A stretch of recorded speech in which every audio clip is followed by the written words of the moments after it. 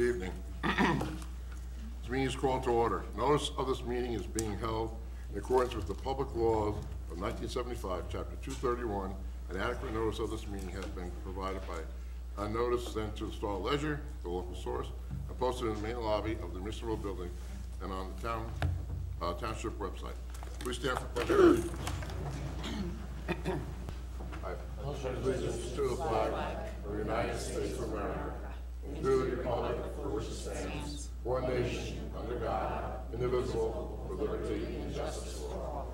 Moment of silence, standing for our military people home and away. Thank you. Roll call, please. Mayor Huber. Here. Deputy Mayor Dubois. Here. Committeeman Capadis. Here. Committeewoman Stampolis. Here. And Committeewoman Vasallo. Here.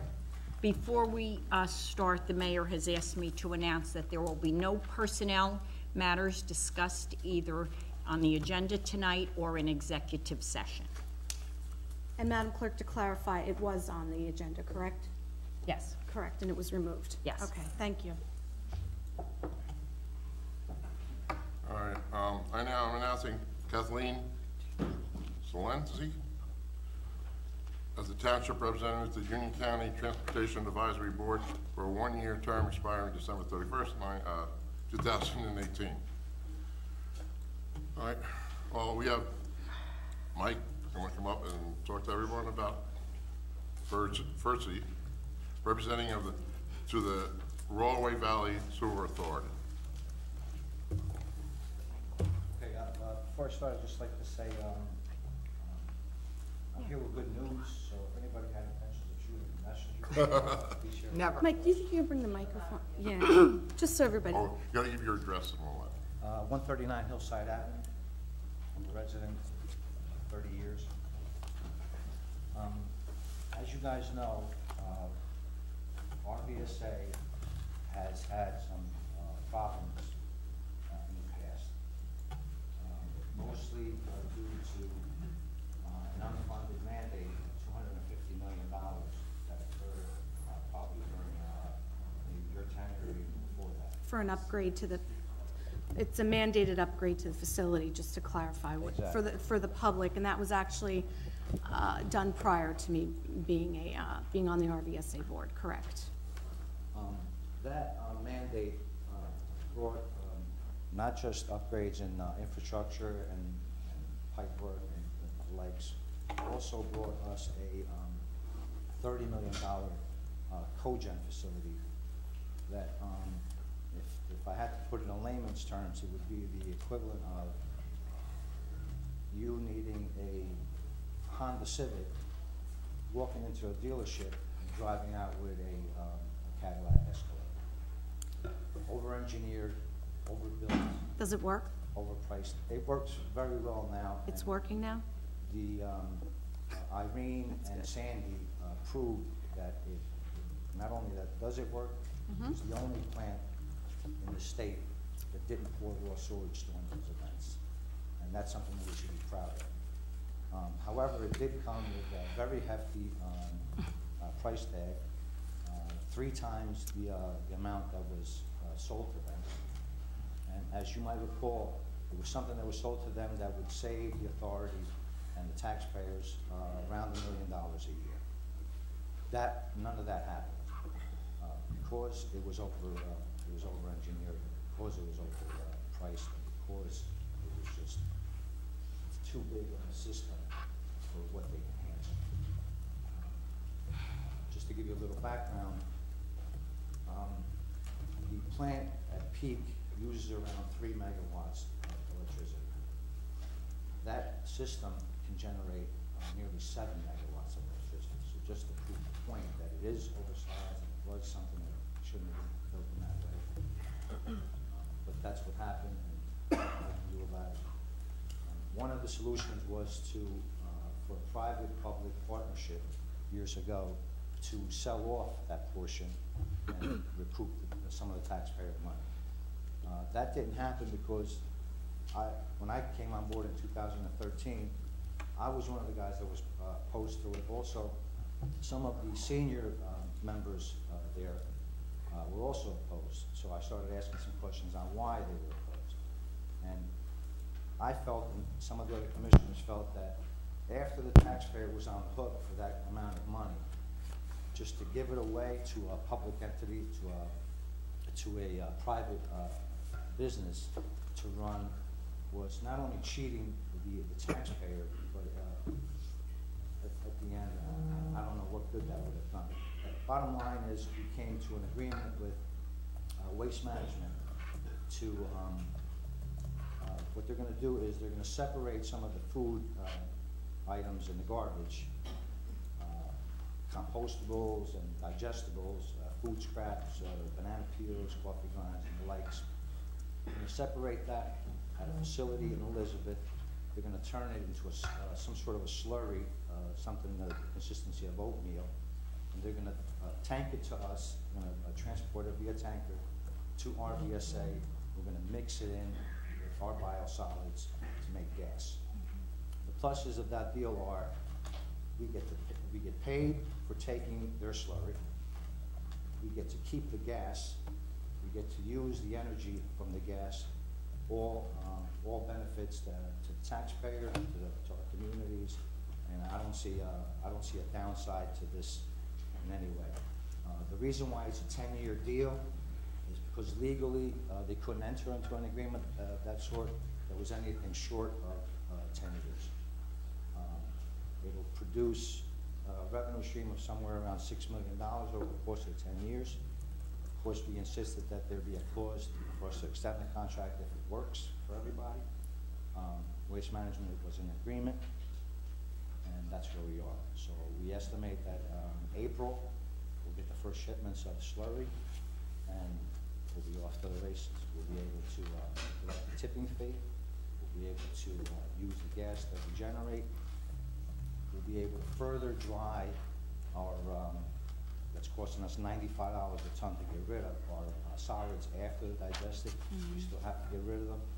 The price went up considerably a few years ago, from $65 a ton to $95 a ton. We've mitigated some of those cost increases by further drying it. We're using the excess heat from the generators to dry that material so it's a lighter weight, and we were able to compensate for some of the increase. Mike, if I may, what are the costs from Waste Management to, The cost for Waste obviously it's Management, to the RVSA, however it is direct to the for the taxpayer? for the receiving portion of that project would be somewhere around $1.7 million. I voted for that. I voted yes in the affirmative for that because the money was free. Or let me backtrack. A portion of that money was with a 25%. In other words, if we borrowed $100, we would only have to pay back $75. That was for a small portion. The remainder is at very low interest rate, very competitive, 0.75%, or 1% on that money. So I thought it was a good deal overall for the taxpayer. So I know we have to haul off some of that residual. Does that still go out of state? Most of it goes out of state. Matter of fact, I believe 95% goes out of state. You have to use that material in a beneficial way. So they're using it where they strip mine to mitigate the impact that they had on the land. My suggestion, and I push it every month, I try to remind them every month, that everything that runs through the plant shouldn't be considered a liability, but it should be considered an asset or a resource. For instance, you can digest our waste and make gas, and you can run the generators. So that's, to me, that's not waste. It's not a liability, but it's a resource. The people at Waste Management have the same sort of mindset. They don't think that their garbage is a liability. They consider it a resource. And this deal should, if it goes well and goes into court, it should prove them right. Has the cost gone down for us shipping that residual out of state No, because we have less? No, because the other entity that was taking that waste product was New York State. They no longer receive anything. So that was the price hike from $65 to $95 Right. a ton. But we mitigated most of those costs by drying it further. In other words, the product that we were shipping out to them at $65 a ton was 60% dry. Now it's 90% dry.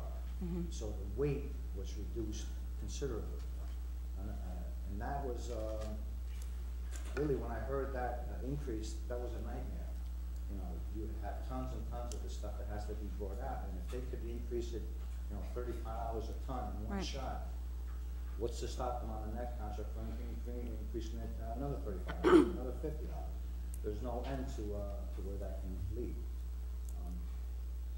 I think that, you know, drying it to 90%, and if you dry it any further, you create problems that it becomes dusty and unmanageable and so forth. So we're at the max of efficiency in that regard. I don't know if they can do anything else. I'm hoping that the same people that put together this deal, Waste Management, will help us do the same sort of thing with our garbage. It's come to my attention that up to 40% of our garbage can be further recycled. So if we could find, and we have plenty of time, it's a new garbage contract, so we probably have about 3 or 5 years to figure this out. If we could take those compostables and digestibles out of our garbage stream, it could reduce our garbage or tipping fees by as much as 45%. In regards to that, I saw a video recently of a community that started a composting program, and I reached out to Allie Miller, and they were going to further, I don't know a lot about it, so I'm not going to pretend to speak on it from any knowledge, but it looks really interesting, and the Environmental Commission was going to look into it, so I thought it was very... I was at the Environmental Commission meeting with Chris to speak.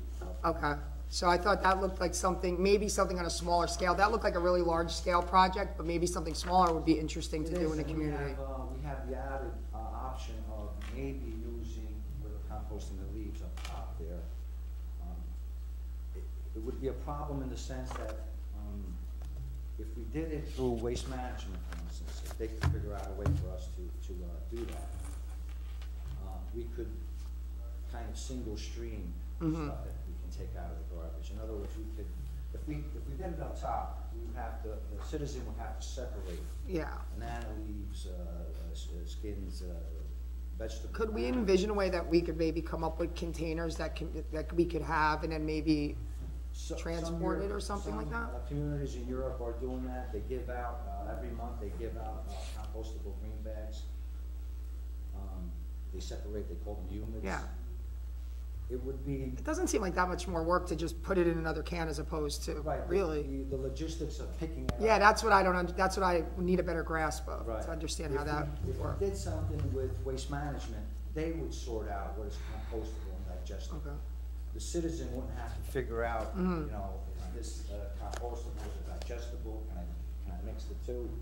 And Sounds like a Schoolhouse Rock song. yeah, it's really a tough go. It was a tough go just to educate everybody on single stream recycling. Which I love. And just to backtrack a little bit about single stream recycling and what led to that, the object a bunch of years ago when it was proposed was to increase our recyclables because we don't pay tipping fees on those. And we did that. And I think we recycle more now than we've ever done. Yes. I don't think it was necessarily because of the extra pickup. I believe it was because of the Single stream, absolutely. That's, so the extra pickup might have helped, but I don't believe that was the case. But anyway, Faith Rakusin at the time, Environmental Commissioner at the time, she did a lot of research on it, and that option was not available at the time. I don't remember which administration did that initial garbage pickup, garbage deal, but Mr. Kanko was the administrator at the time. We were told that would not be an option. So I think it's time to revisit that portion in light of, I don't know if I got that right, we had a $400,000 increase in recycling. Yes. Yes. It might be a good way to make some of that 400 grand up if we can possibly put some kind of deal together where somebody would make an extra pickup, or if we, maybe we could eliminate the recycling pickup that we now have every week and go back to what we had before, which was every 2 weeks, I believe. We might be able to, I don't know, work something out with the garbage collector to, you know, to work something out. It's really something that we should go after. I mean, in a perfect world, if we could reduce our tipping costs by 40 to 45%, it's big dollars at the end of the year. I think it's something that we should look into.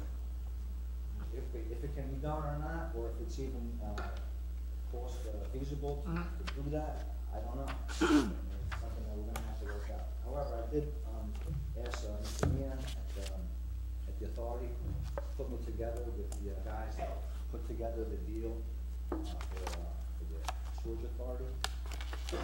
Maybe they can come up where they are, so I put down wasteline, so I'm gonna trust them. I mean, listen to what they have to say, and hopefully they can come up with some sort of solution. Okay, sounds Thank good. you. Thank you. Have any questions? Nope, that was it. Thank you. Thank you very much. Thank you. All right. At this time, we'll have public comment on agenda items only. Anybody have anything to say about it, any of the agenda items?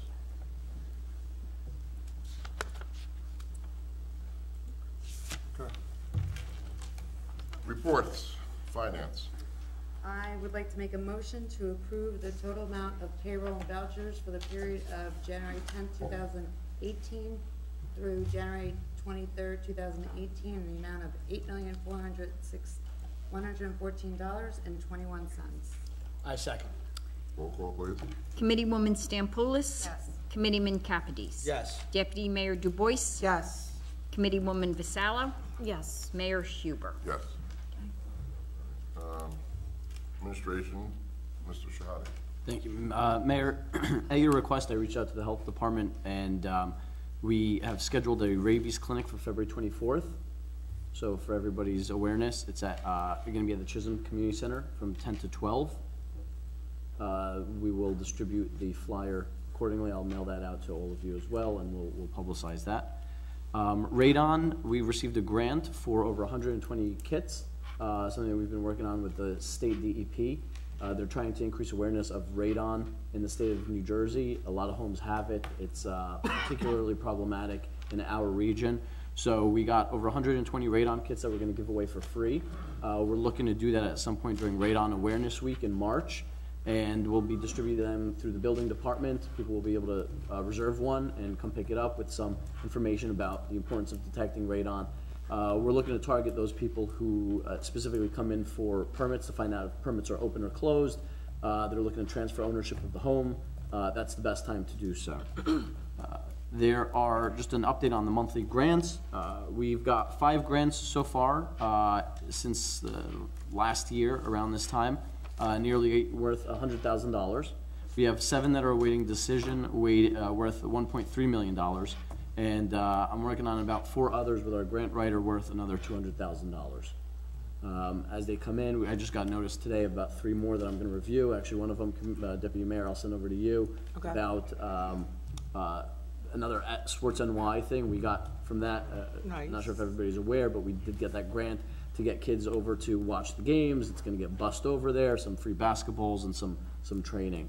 This is yet another rec grant program, so I'll send that to you as well, Deputy Mayor. Thank you. Just something for everybody to be aware of also, we had shared services for our QPA, that's our qualified purchasing agent.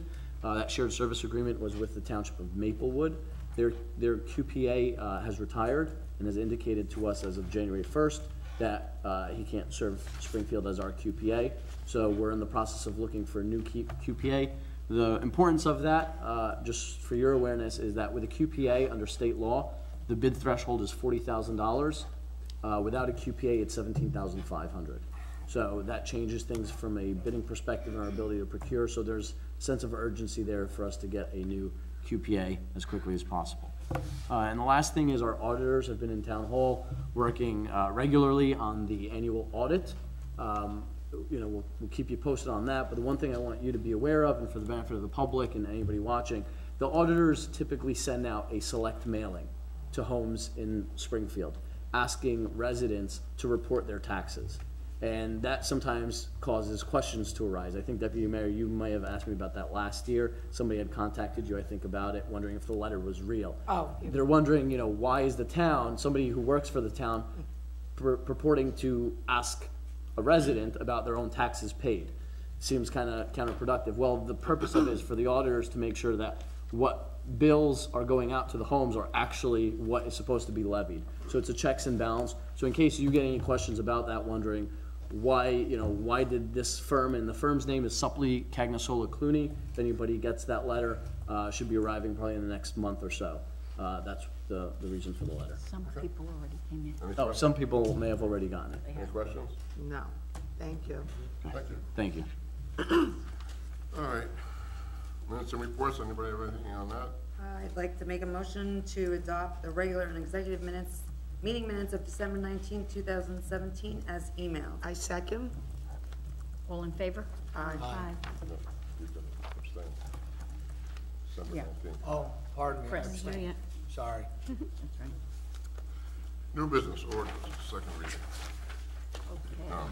First reading. First reading, ordinance 2018-03. This ordinance accepts the dedication of Madden Court, a street within a subdivision developed by SPD 531 LLC, as a part of the municipal road system of the Township of Springfield. I move ordinance 2018-03 as read by Madam Clerk, with publication in the local source dated January 31st, 2018, with final hearing on February 13th, 2018. I second. Discussion? Sam, did he put all the bonds up that he had to for that? He did. All bonds are, I'm sorry. Yes, they're all. He did it. Now, the only problem I have, and I know you got in touch with me, Sam, about this, his famous fence, invisible fence, up, yeah, where the 3 or 4 houses go. That was taken care of. He has a fence, I didn't go by it today. Because I don't, God forbid a kid, and kids will be kids, I don't care how old they are, will go up there and they'll walk in there and all they do is fall in the hole and, The fence is up, I checked it myself today. okay. The next time you have a fence, do we have an ordinance, and I don't think we do we have an ordinance that we could fine him by the day? We do not, but we are working on that. It will be introduced hopefully in February. All right, because I want to make sure of that, because I mean, if you got a construction site, on a construction site, it was open, and there was holes in it, the new houses that are going up on Baltusrol Way. Baltusrol Way, yeah. A kid could walk in there at 10 years old, and not even, walk around with his friends playing tag or whatever it is, and God forbid he falls in one of the holes, breaks his leg, gets hurt.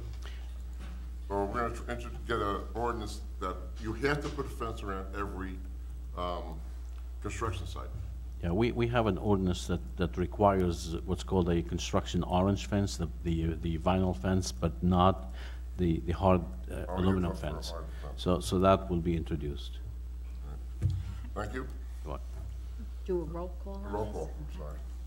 Committeewoman Vassallo? Yes. Deputy Mayor Dubois? Yes. Committeeman Kapidis? Yes. Committeewoman Stampoulis? Yes. Mayor Huber? Yes. All right, on resolutions, I'm gonna go and tell me if you want to pull it up. 2018-43, 44, 45, 40, oh, I'm gonna pull 45, 46, 47, 48, 49, 50, 51, 52, and 53. And All right. 54. 54. I'm sorry, 54. I shouldn't count that, I think. Can I, before we have the motion, I just want, on 45, is this the same company that did the pool the last time we painted it? I believe so, yes.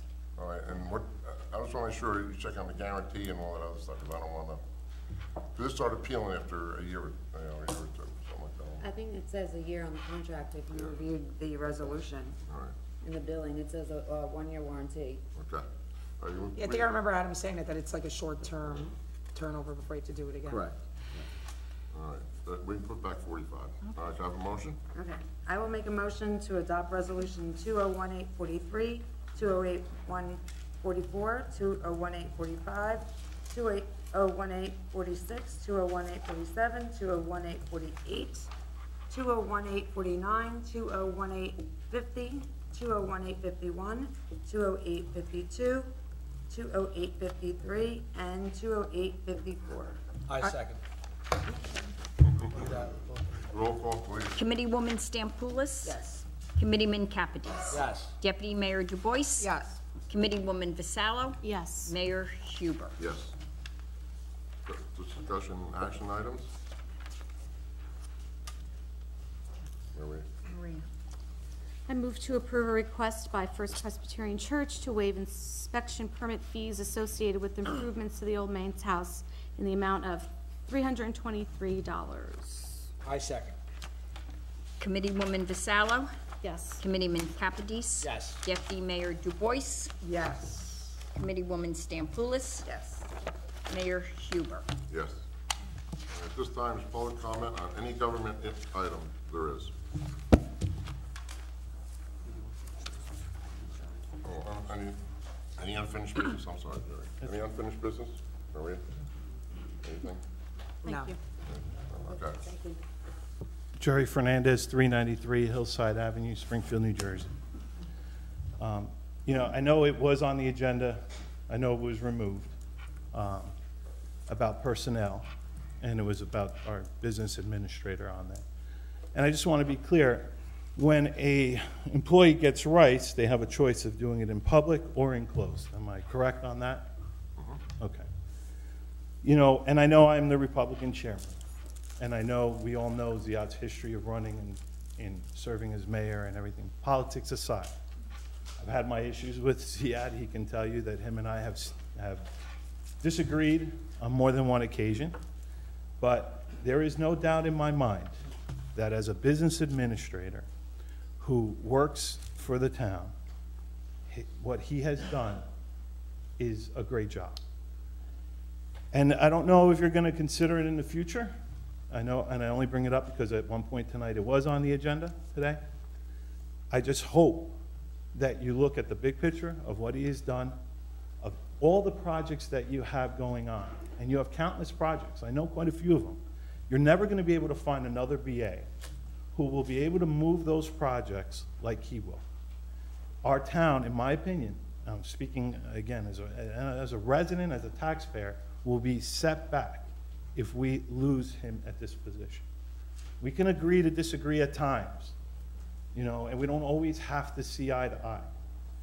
But unless there was something major done where you want to move on from an employee, you know, I hope you really consider it, and I hope you really think it out. And I also hope that at one point the public gets to hear why. You know, it could be done in closed, and discussions can be done in closed, and let's be honest, and then it can come out and there's a resolution here. But it would be unfair to the residents of Springfield to not know why any employee would be asked to move on. And I can't speak enough. There's 6 minutes or 5 minutes or whatever you give us to speak up here would not be enough time. And put everything aside and just think about it. You know, the downtown, the negotiations in Trenton that are going on right now, projects about moving our DBW, redevelopment in areas all throughout town. You know, employees that you meet sometimes when you come into a new position, you know, employees like you, employees don't like you. No one is sometimes open to change, and changes are good. And I know that you've brought some positive changes to Springfield. And I just, you know, again, I'm here, and I believe there's quite a few people here that feel the same way. We're not here to criticize you. We're not here to criticize your decision whether to do this or not. But I'm here to show my support for the BA. Thank you for everything you've done.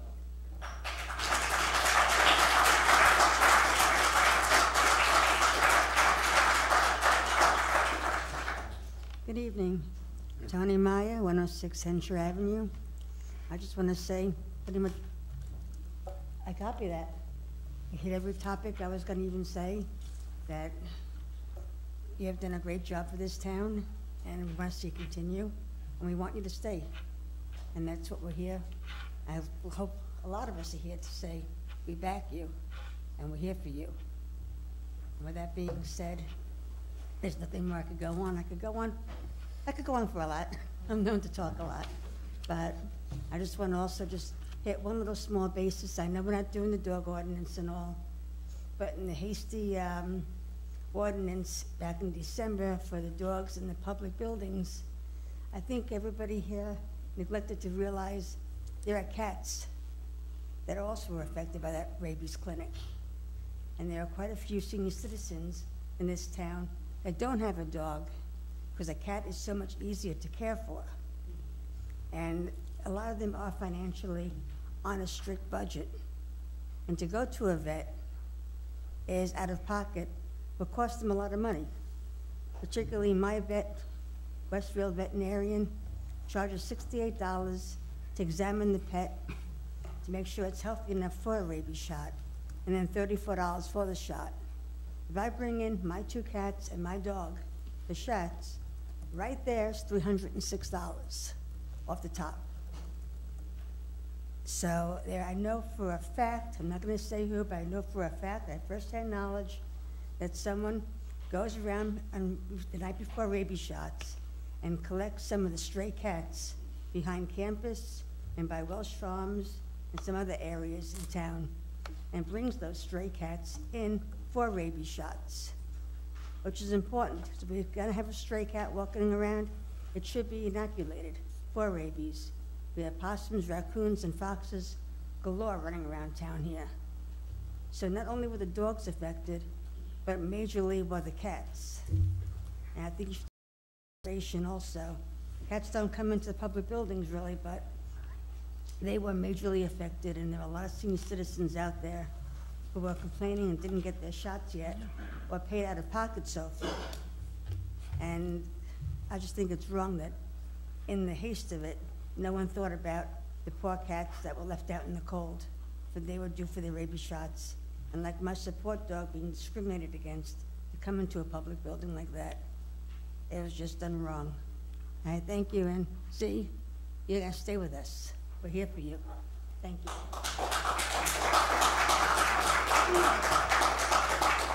Ken Harder, 8 Essex Road. I'm disgusted that this is even a topic, that he should be removed from this position. He's done so much for this town. I recall he was the only one during Sandy going door to door, checking on people. He was the only person in town putting out information of what's going on to provide the citizens updates of Springfield and, you know, the issues going on. I just find it, you know, terrible that I could come here, take time away from my family to explain to you guys that he's the right person for this position. It's a no-brainer. And that I swear, I hope this is not political. It obviously is, and it makes me disgusted even more that it's a political issue. Thank you.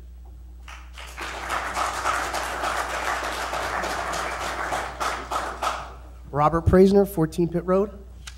Basically, I'm here for the same reasons I was told about Ziad, and I want to let you guys know, as a veteran, U.S. Army veteran, you don't have just a guy in a suit. You don't have a guy who works for the town. You have a natural-born leader, someone who's willing to take the risk to do things that other people won't do. What else would you want on your team? What else would you want for your town? Tell me. Any answers? No. This man has done a lot for this town. I remember during Sandy, he told me people who needed help, we helped them. We change lives. We don't judge people on your political responses, your political BS. Change lives, make it a better town. What's the problem with this town? This. Everybody's a puppet, right? Everybody talks to each other, but nothing gets solved. Solve problems, and that's what soldiers do, solve problems. Thank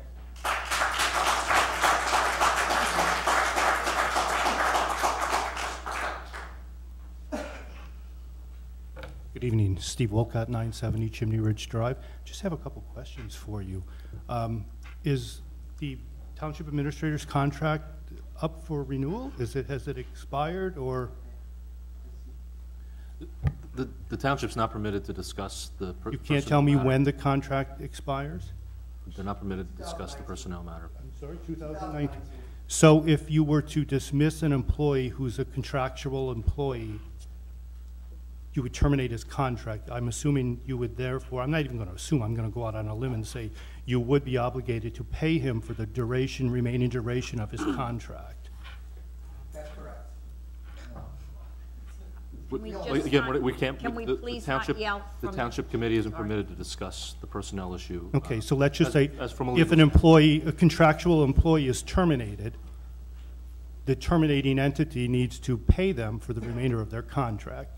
So my question to the township committee, assuming that that would be the case, as that is the case in most business situations, do you think that's a wise fiscal decision for this town to bring in a replacement when a contract has not expired and hence pay two salaries?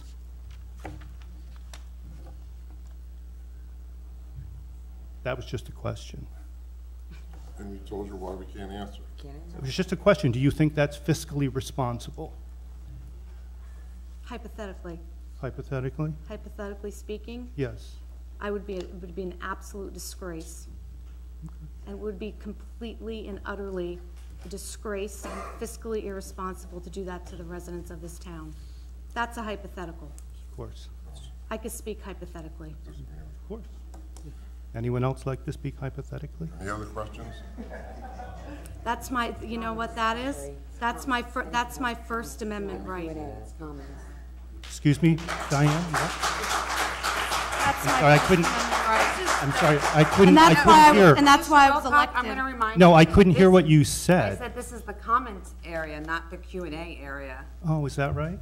Okay. Any other comments? It's okay, I No. feel comfortable No other responding to you. comments, but I would just ask you to please, can I make this comment? It's not a question. I would just ask you to please think fiscally responsible. That's all I would ask you to do. Thank you.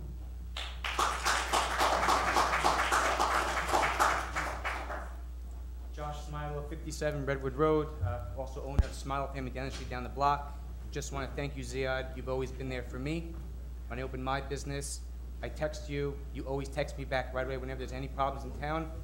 Just want to thank you and my support to you, and hope you stay on.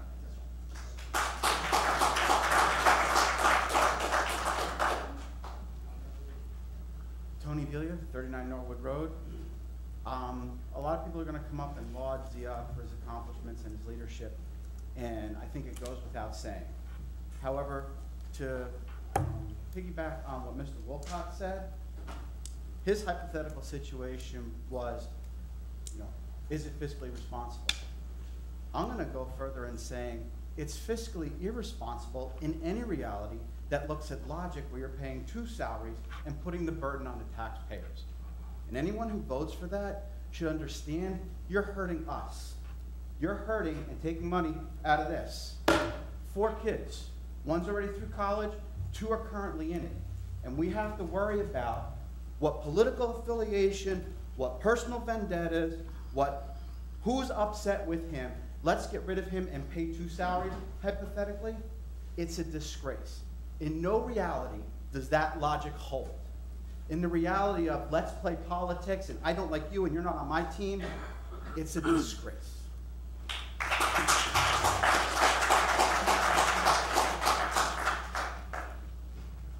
Fran Sandler, 101 Madison Terrace. Sorry, small. Not quite sure where to go. I've lived here for almost 25 years. I've seen a lot of things not getting done. In the short amount of time that I've known Ziad, he gets it done. I've never seen a person so dedicated to a community. You know, people pick a charity, they pick a cause, they're dedicated to their family. These are all wonderful things. This man is dedicated to this town. He's dedicated to the town. And everyone that I'm looking at that's sitting in front of me, obviously with the exception of the attorney and the township clerk, we as a community elected you to do what is in the best interest of our community. We didn't elect you to do what's in best interest of the party. This is a small town. There's no room for party politics in a small town, because with party politics, as you can see, as evidenced by the grindingly slow progress of the quote-unquote downtown, it's not happening because the parties can't agree. This man is determined to get it done. And I truly believe that he will get it done. When Sandy came, when Irene came, when, you know, in the years that I was on the Board of Ed, he stepped up. Every minute of every day, this man steps up, whether it's the right thing, the wrong thing, whether you agree with him or not. He's doing what's in the best interest of the community, and I wonder if you can all say the same. I really do.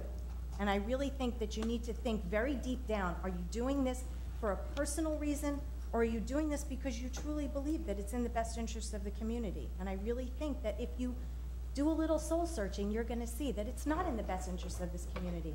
And I really don't think I want to look at the downtown for 25 more years like this. It's disgusting. It's disgusting. And all you do is talk about it, talk about it, talk about it. And in the short time that he's the business administrator, you're seeing progress. You're seeing progress. It's baby, baby steps, but it's progress. And you really need to wonder in your heart what the right thing is to do. And remember that you work, it sounds terrible to say, but you work for us. And if we're sitting here and we're saying that there are certain things that are in the best interest of this town, you need to remember that we elected you to do the right thing.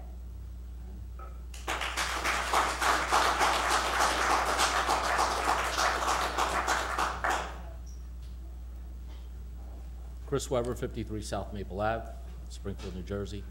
I'm also here in support of Z. He does an outstanding job. It's very hard to find people who care about the town, like she said. He cares. She also said,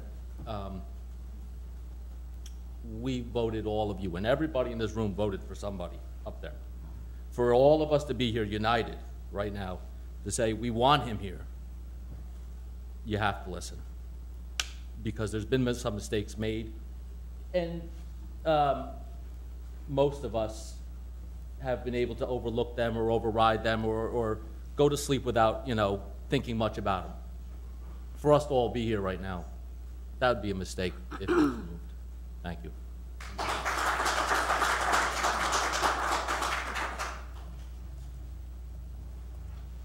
Leroy Lewis, 28 Warwick Circle, Springfield, New Jersey. Good evening. I was here last meeting in regarding the pet ordinance and how haphazardly you guys passed this ordinance and wasted our money. Here we go again. Now you're looking to change our business administrator, who does an outstanding job. Moved here 4 years ago because my wife and I thought Springfield was a nice town. I'm honestly thinking I made a major mistake. This town is wasting money left and right. This new committee has been up here for less than a month, and you have wasted money frivolously. Now you're going to make us pay, if you go ahead with this, for a contract that we owe Z, a search again, of which was already done and was shown that Z was the best man for the position, and then we're going to have to pay another business administrator. Are you people willing to tell the people of this township how much their taxes are going to go up as quickly as you waste their money? I don't think so. You people need to think with your heads and stop this frivolous waste of money. This is not called for. This man does an outstanding job. Since I've been here for 4 years, I've been involved in politics in North Jersey, and I have never seen a BA do what this man does in a town. Thank you.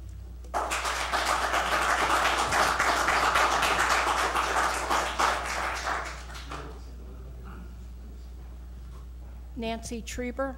I'm an employee of the Township of Springfield. I've worked here for 30 years. I have seen several business administrators come and go, and I can tell you without trepidation, this man is the best this town has ever had.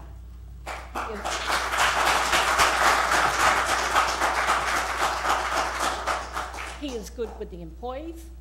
He backs the employees. He listens to them. He doesn't always agree with us, and he'll be honest when he doesn't agree with us. But he handles it in a way that you walk out of the office And there's no hard feelings on either side. He's good with the residents. He's good with everybody.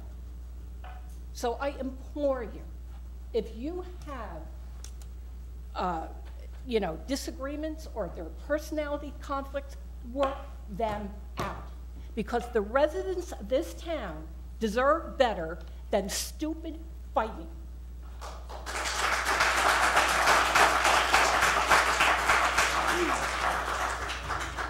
Good evening. Esteemed members of the governing body, I'm actually not from Springfield.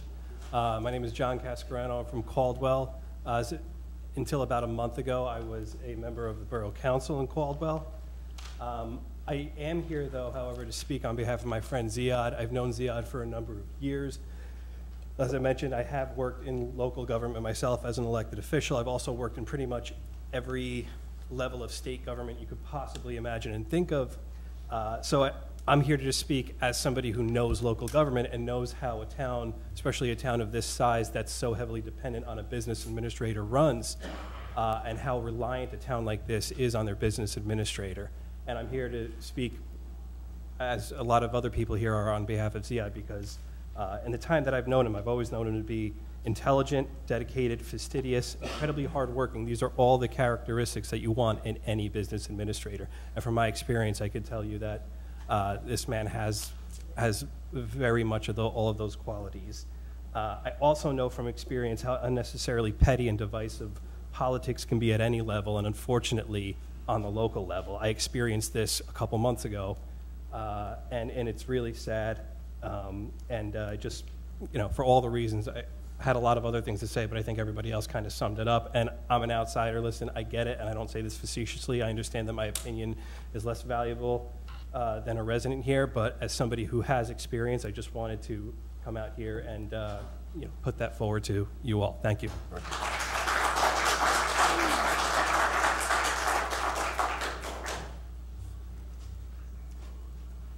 William Sinkowitz, 21 Walnut Court, Springfield, New Jersey. I know Z since, I guess, Sandy. That's Captain Z. Anybody doesn't know that.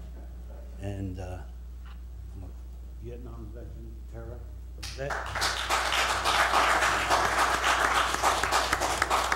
There's a couple other guys here too. And he's an officer. I was only enlisted, man. We didn't do much, but this guy's got it. I mean, I don't care what everybody says. The D and the R's are supposed to blend together and make some kind of letter, because right now you're not. Democrat and Republican. Now, we could carry through with this. My father was a cop in Springfield, #1 badge.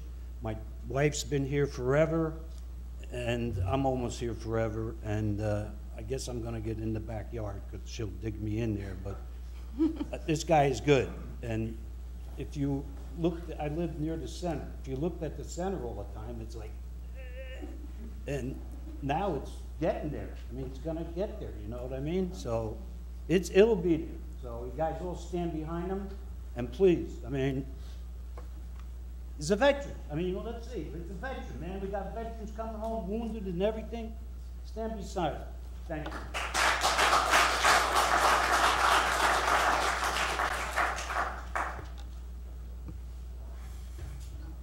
Dan Hammer, Fort Valley Court. So I've been here since 1977. That's when I was born. I've never met this guy, just to let you know. I've emailed with him because he put on Facebook, as much as I know, no one really likes Facebook these days because of the optics, obviously. But he put $50 for a Green Hill Road sign, which would dedicate, or we would donate that money to the First Aid Squad. A simple act to donate. What more could you want? I mean, a simple thing. No one ever has come up with that idea, to actually donate to services that our taxes pay for. But I had no problem spending $50 to donate to something that we actually can use in this town. That little act of kindness goes beyond anything that you guys are going to talk about in your closed sessions. There's a fiduciary responsibility that it says in that ordinance. What is it? It's trust.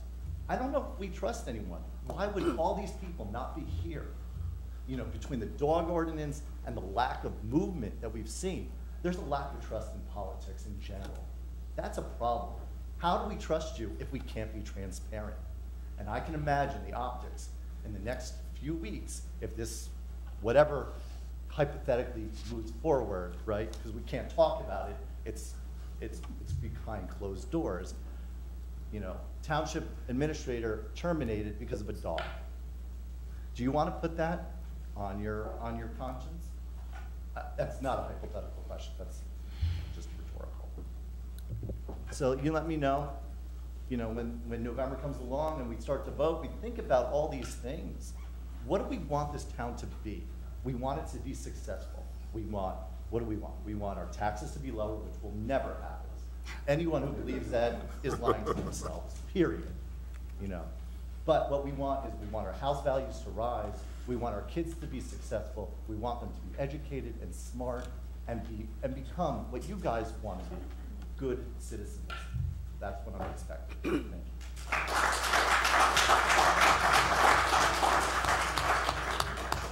I'm going to cut this off in one person after him. Right. That's it. Matt Haber, 31 Glenview Drive. Again, first time I met Z was when he was first running, and I think you were 25. Come to my doorstep, I'm like, wow, this kid got chutzpah. And then after that, you know, the things he did for Sandy, during Sandy, helped the entire community out, and I know everyone up here. I consider you all friends. And I certainly hope you would do the right thing and keep, I mean, the things that Z has done in the last year, done as mayor, done as town council member, done as friend, you name it, he has done it. And I hope you take that into account and keep him in the position he deserves to be in. I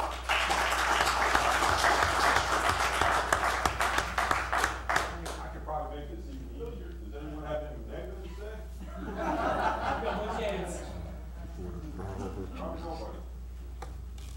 Robert Donnelly, 143 Linden Avenue, Springfield. All of you, when you were running for office, you made campaign promises. You campaigned to represent all of us, regardless of party politics, okay? You took an oath of office to represent all of us. I challenge each and every one of you, you, and you, to uphold that challenge, uphold that oath, and do what's right. Represent the citizens. You heard the citizens come out tonight. I think it's pretty clear their message.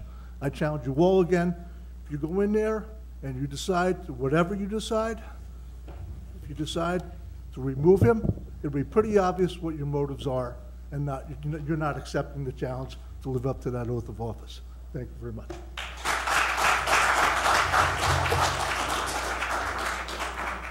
Is there anyone else who would like to say anything? One more? Okay. I'll read the going. Everyone coming back, and then that's it. Okay, thank you. Tony Delia, 39 Norwood Road. Something else that someone said brought to mind during my tenure on the board. That is a beautiful complex over there on Dayton, that front field, the turf field. The hoops we had to jump through and the almost 4-year delay because of party politics in this damn town was disgusting. And if he is fired for that and we're paying dual taxes, it's disgusting too. All because of either party or personal vendettas. Disgusting.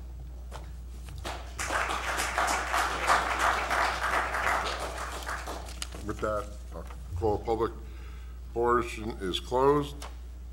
And I will read, we are going into closed. Resolution 123-18, whereas Article 6 of the Open Public Meetings Act provides that a public body may hold a closed session, and whereas the Township Committee will, during this meeting, enter into discussion of the following matters: litigation, the Arc of Springfield, whereas the matters to be discussed in closed session are to remain in the strictest of confidence by all Township Committee members in furtherance of their fiduciary duties to the Township.